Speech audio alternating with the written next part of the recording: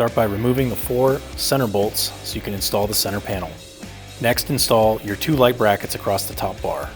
Using the 4 1/4 by 1 inch bolts, install your sheave mount. Then, with the 1/4 by 1 3/4 inch long bolt, install your bungee strap. Next, to install the winch, first remove the warning decal, then with the hardware provided with your winch, install the winch through the plate.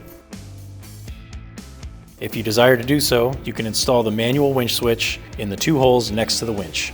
Next, install your 2 light bars using the 4 5mm bolts.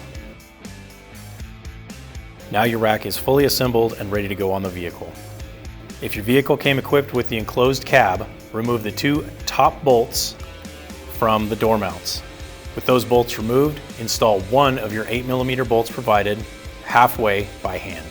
With an extra set of hands, install the rack over the first half-installed bolt, then once it's in place, install the second bolt in the upper mount. Now that the rack will hang hands-free, you can install the lower mounting bolts. Again, if your vehicle was equipped with an enclosed cab, use the 2 provided spacers for correct spacing on the rack.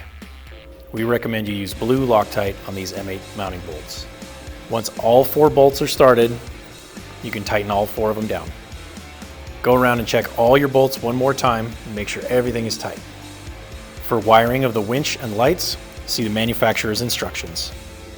Thanks for watching, and we'll see you on the trail.